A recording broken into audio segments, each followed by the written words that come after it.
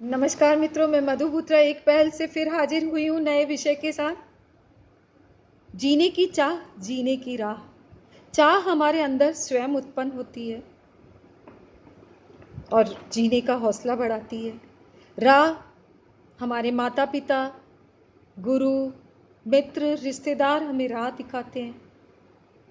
मन में अगर जीने की चाह हो और जीने की राह दिखाने वाला कोई सही मार्गदर्शक मिल जाए तो फिर जिंदगानी का मजा आ जाता है।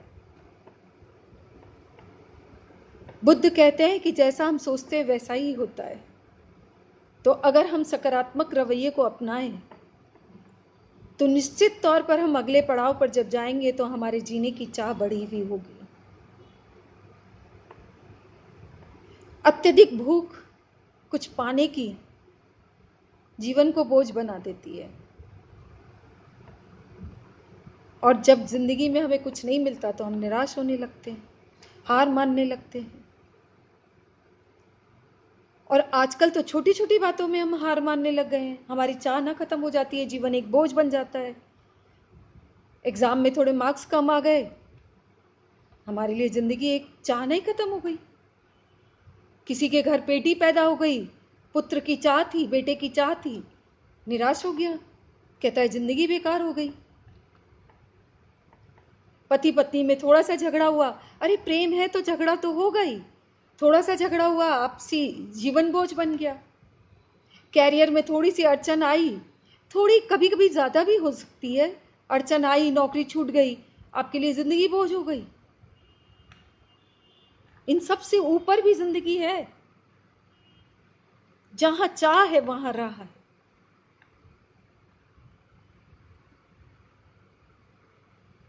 जिंदगी को सकारात्मक रुख अगर आप अपनाते हो तो निश्चित तौर पर आपको चाह आपके अंदर कायम रहती है।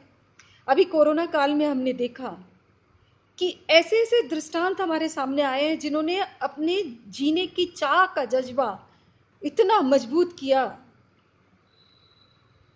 मौत से भी लड़कर आ गए।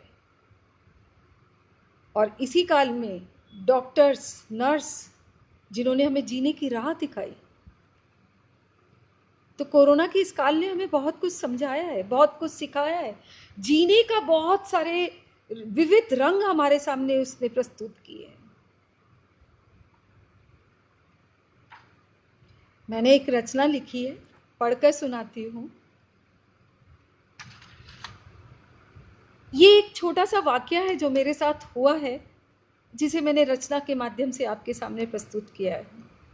मैं थकी मांदी लौटी घर, मैं थकी मांदी लौटी घर, बाहें पसारे खड़ी बेटी द्वार पर। मैं थकी मांदी लौटी घर, बाहें पसारे खड़ी बेटी द्वार पर।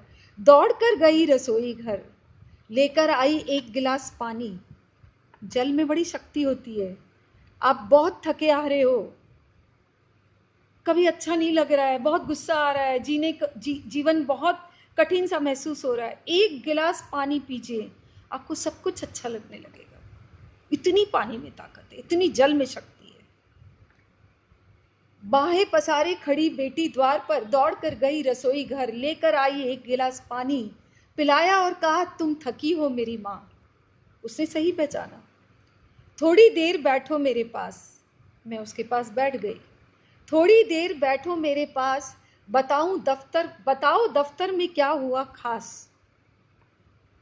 कुछ बातें थोड़ी सी अगर एक दूसरे से कर ली जाए तो मन बड़ा हल्का हो जाता है। बताओ दफ्तर में क्या हुआ खास। कुछ देर उससे गुफ्तगू हुई, मन हुआ हल्का, चंद पलों में थकान दूर हो गई। उठी, बाल बांधे मैंने, काम पर लग गई, मन ही मन सोचने लगी, मेरी बेटी कितनी बड़ी हो गई है। कल जिसे मैं जीने की राह दिखाती थी, कल जिसे मैं जीने की राह दिखाती थी, आज वो ही मेरी गुरु हो गई है। जीने की राह वहीं से निकलती है जहां चाह होती है, उम्मीद छिपी होती है और जिंदगी चलती रहती है। हम राजस्थान में देखते हैं कि हिरण कुलाचे भर रहा होता है, बारिश के टाइम में मोर नाच रहा होता है। पक्षियों की रोज सुबह चहचहाट जीने की चाह बढ़ाती है। अब वैसे भी एक बात बताइए, रोता झिकता हुआ चेहरा आपके सामने आता है और दिन भर आपके सामने शिकायतें कर रहा होता है, क्या आपको अच्छा लगता है? नहीं ना। लेकिन अगर हंसता हुआ चेहरा, खिलखिलाता हुआ चेहरा आपके सामने है, तो आपके अंदर एक जीने का जज्बा खड़ा होता है, चाह खड़ी होती है। और इसके लिए खुद से प्यार करना बहुत जरूरी है। आप लोग मुझसे बहुत प्यार करते हैं, रोज एक नई राह दिखाते हैं। कई ऐसे संदेश होते हैं जिसे पढ़कर मुझे बड़ा अच्छा लगता है। आप भी स्वयं से प्यार कीजिए, जीने की चाह बढ़ाइए। ये जीवन बहुत अद्भुत है, अमूल्य है, ईश्वर की देन है। इसे बड़ा संभाल कर रखना है।